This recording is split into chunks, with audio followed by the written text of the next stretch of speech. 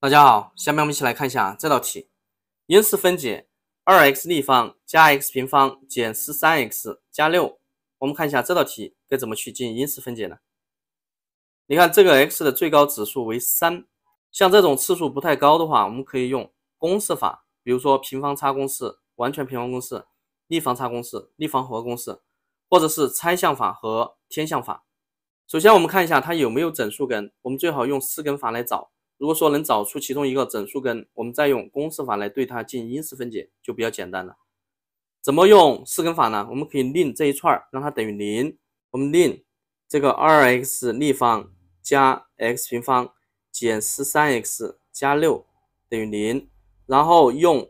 x 等于正负1、正负2、正负3这几个简单的数字去试一下。你比如说当 x 等于2的时候，那么这里带进去就是2乘8就是16， 2的平方等于4，减去这里是26，再加16。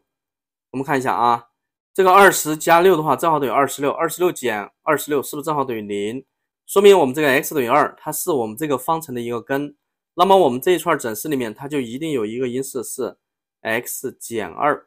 因为你令它等于0， x 是不是正好等于2啊？有了这个，我们再对它进行因式分解就比较简单了。你看这里要出现 x 减2，而我们这个地方又有 x 立方，我们一般都是给它配上一个什么立方差，就是 x 立方减去2的立方。所以说我们这道题思路就出来了。接下来我们一起看一下。好，通过刚才分析，我们这个地方要跟它配上一个立方差，但是我们这个前面有一个2，我们就把它整体提出来，把它写到括号里面，这里就是 x 立方减去2的立方，然后加 x 平方减 13x。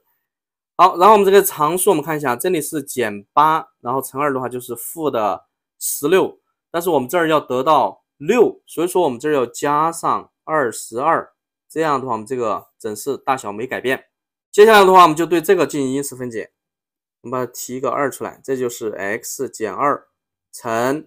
x 平方，我们直接套公式啊，加 2x 再加4再加，然后我们看一下这三项能不能进行因式分解。你看这个 x 我们可以拆分成 x 乘 x， 这儿我们要得到负 13x 的话，我们这个22可以拆分成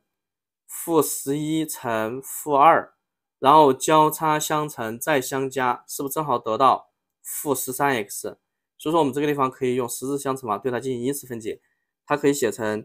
x 减11乘 x 减2。那么现在你看都出现了一个 x 减2这个公因式，然后我们把它提取出来，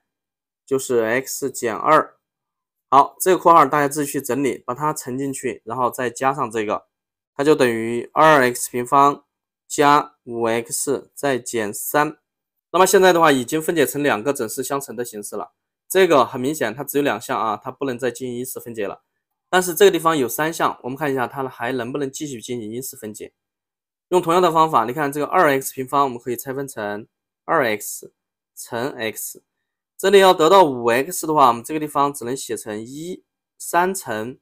负1，你看交叉相乘再相加，它是不是正好得到 5x？ 所以说我们还可以进行因式分解，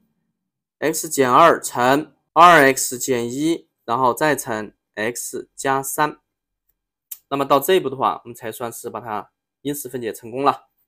好，如果说你还有其他不同的方法，那么请在评论区和大家分享一下，感谢大家。